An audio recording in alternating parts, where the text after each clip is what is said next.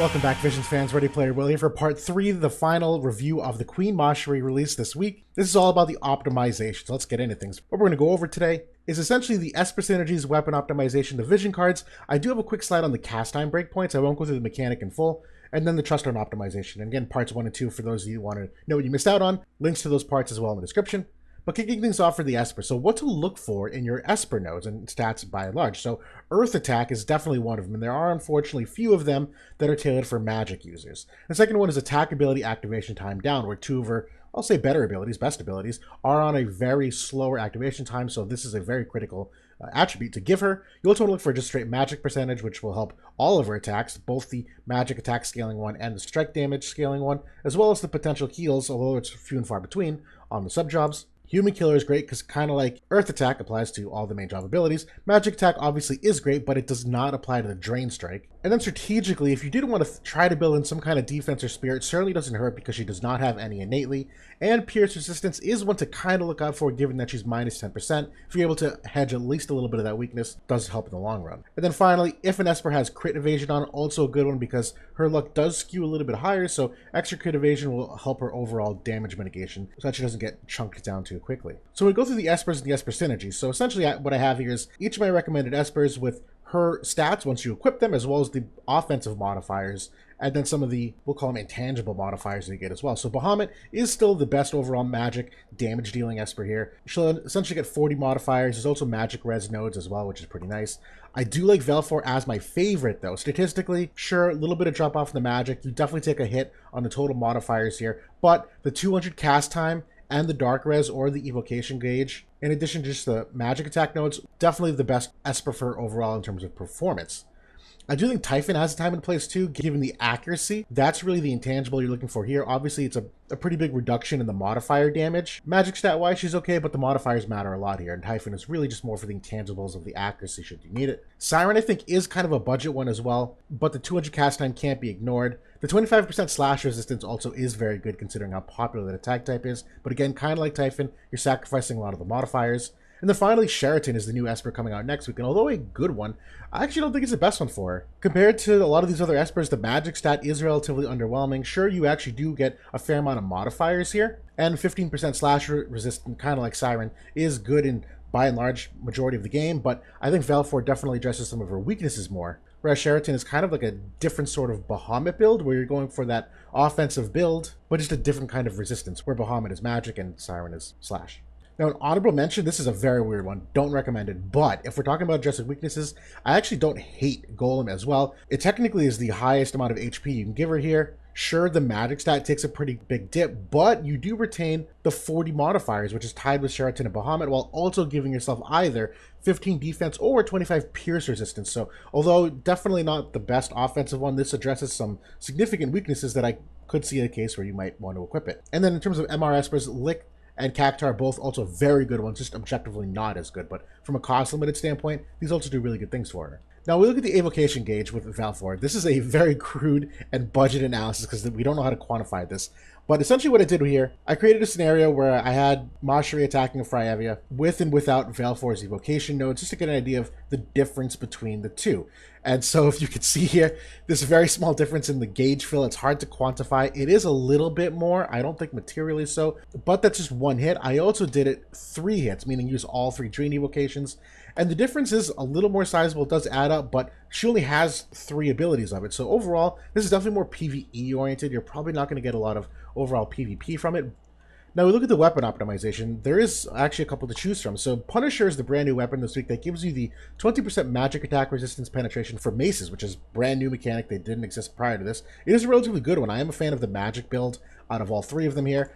Diamond Mace came out with Sadali. That's the spear penetrating one. Similar enough stats. I'm not a big fan of this rod, though. We'll compare why in just a second. Platinum Mace is probably my favorite, though. With its +6, it has a fairly significant increase in the magic stat, the magic attack of 15, and that little extra accuracy of 10 definitely helps the overall power creep of things. And Healing Mace, really not recommended. It's a little more niche, as her AI has shown that she prefers not to heal in the majority of instances. Given that she has the Arithmetician and the Queen sub-job that have heals, I don't know if Curate is necessary. This is a little more niche if you're running the Time Mage and you want to give her the flexibility of maybe healing on a follow-up Guild War attack or defend, but again, very niche. Now, between the three of them, she has enough spirit penetration just from her passive and what you can get from a Truststone. An additional one of her abilities, if you recall, it gives her 50 spirit penetration on that ability. So this 20 is almost overkill. On that one ability, you can hit spirit penetration already without having to have the Diamond Mace on.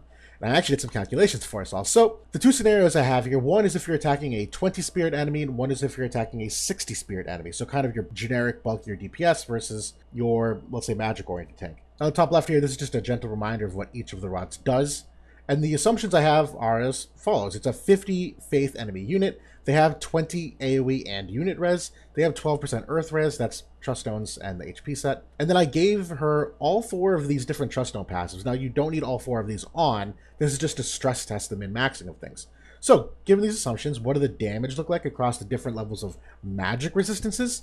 So again, our x-axis, our bottom axis here is the magic resistance, so 0 to pure nullification. And between the 3 rods, the diamond rod objectively never does more damage than them, and it doesn't have to, it shouldn't, because she has enough spear penetration overall that it doesn't really affect things. And just in terms of the ability I used the glimmering one, that's the magic barrier break, AoE. These damage thresholds will change with lower modifier abilities, so there's a bunch of ways you could run this, but this is just for some, again, general takeaways. And you see here when it comes to magic resistance penetration, so the brand new one, the Punisher Rod, it's really not until you get into this like mid to low 30s that the Punisher Rod starts to outdamage the Platinum Rod. Now let's see if this changes at all when we talk about a 60 spirit enemy. Does that change any of the thresholds per se? And overall, it doesn't really. It kind of narrows the gap a little bit, obviously, between the total damage being done. The Diamond Mace is still objectively like on the lower side of it for the majority of the scenarios. And Punisher still does outdamage the Platinum Rod, but it really is more in that like mid to low 30s. So if you're going against enemies that are 35% magic resistance or lower, and that's kind of my takeaway here. Platinum Mace is still probably the best one. The Diamond Mace, almost never best. Offensively and that extra accuracy, I think Platinum Mace has more value. And then the Punisher is really more for those extremely high magic resistance tanks, where it does start to run away with the damage at those very high levels. But again, that's really just like 1 or 2 characters in the game that really get that high. Now we look at the vision card analysis. This is one of, I'll call the weaknesses of Macherie, is that there's not a great variety of vision cards that are magic oriented to choose from. The new one coming this week is the Sheraton vision card. Overall, great stats here. Again, from the HP and the extra 3 agility. Gives her 8 accuracy, 10 AoE resistance, which helps her survivability. For the party, it's 50% magic, 10% slash res, and 25 accuracy. So here's the thing. She's really going to be the only magic user you're using in Earth. Not that Luel and Kilf are bad. They're certainly viable, but not in the majority of instances. So that 50% magic really only affects her. It actually does help Noctis, though, who does have his Conjure Armorer follow-up. That's kind of like the anti-courage, follow-up attack. Actually scales off his magic stat. So this actually does help Noctis a fair amount. But other than this, the 10% slash resistance, really not all that material. And the 25 accuracy is nice. This really should replace that Balo Fire card. That's kind of like the really old card that gives Earth 25 accuracy. This should, like, objectively beat that in most instances. So this is cool, but not the best in my opinion. To me, Dreams of Heroism is definitely the best vision card. Should be on the main slot. Again, great stats here overall. The magic is a little bit lower, but gives you 6 defense. 10% slash res, which is what Sheraton gives you, and that's for the unit, though. 5% extra HP, 10% magic resistance for Queen Macherie, and 5 agility for Queen Macherie. So she gets more agility off this card than Sheraton, while also giving the 20 AoE resistance and the 13% HP. The 25% TP, really not that material for what we're doing here. Now, I do like Sheraton a lot, but really as the sub-vision card. And then, quite honestly, after that, there's not anything to choose from other than really Black Rose the Battlefield. And this is another great sub-vision card, potentially, where you get the 15% agility. You still retain a lot of the magic stats, some extra spirit. You can obviously play with the order of things here. But this is really kind of it for the vision cards for the magic users. There are maybe a couple that you could slot in here and there, but that's really more niche to your team building. So when we get out to the cast time breakpoints, I won't go through the full mechanic of this again. That's in my Dark Fiend review, but I might do a video if you don't remember it. But regardless, I at least wanted to address this. So the speed cast passive, which you really should have on it, reduces the total cast time necessary by 250, so the threshold is 750. She has 2 abilities on her main job that require certain cast times, and Glimmer of Conviction and Drain Strike are 200 and 280 cast time respectively. Each tick that goes by as you accumulate CT and cast time, they're actually on the slower side of things, Glimmer of Conviction being exceptionally slow here at only 200. So if you have that 250 reduction, you're getting to essentially tick 3 and tick 4 before you're able to finally use them. Now you can further reduce his cast time by a Truststone passive, which gives you another 200, in which case you only need to get up to 550, and it does bump both of them up of a tick. So now you're at tick 2 and tick 3 for both of them. But ideally, if you also include the Veil for Esper, which is what I really like about this, if if you reduce your total cast time reduction by 650, they both go off at tick 2. Very, very fast. And then if she does re-raise and she gets that CT reduction of 550 after she re-raises, these become instacasts. So technically, this second scenario here will also become instacast upon re-raise, but you don't want to rely on that for cast time reduction. You do not want to die in order to get your cast time reduction. So ideally, I think this bottom one is what you should hunt for at all times for her. Now we finally get to the Truststones. No real big surprises here in my opinion. Left side, HP is definitely the best overall for her. Luck is a really good one if you need the extra accuracy for hitting evade units. For passives, HP and Luck, again, universally always great. Crit evade also, you can kind of interchange Luck and Crit evade though.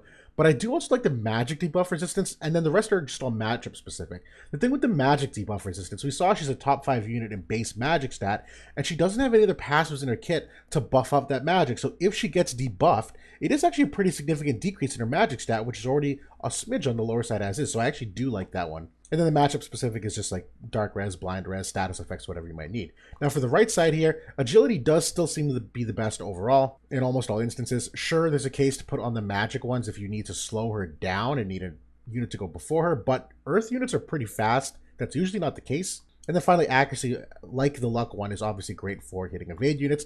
For passives, it's probably some mix of these 6. There's other ones you could probably chase, but to me, again, the decreased activation time 200 and the magic 20% are musts for her. I personally have a rune that's Earth Attack and Strike Attack. I like that a lot. The Earth Attack is great for all her abilities, and that Strike one helps the Drain Strike a little bit. And then finally, I do like having the 10 Spirit Penetration and the Magic Attack Resistance Penetration of 10, because again, I do opt personally for the Platinum Rod, which is Magic Attack 15. And so, my opinion, the Spirit Pen 10 and the Magic Resistance Pen 10 are not big fall-offs from what the other rods have to offer. But that's the Queen Macherie Part 3 review in a nutshell. I've been using her in Guild Wars on attack this week. She actually does pretty darn well. Not well enough for me to recommend pulling for her right now. That's still not a great economical investment, but she does to hold her own as a good character. So I'll probably make a video just kind of highlighting some of my attacks just to show you what it looks like in practice. But until then, that's all I have for you for now. Enjoy the rest of your weekend. Look forward to tomorrow seeing what news comes out for the game, and I will talk to you all soon.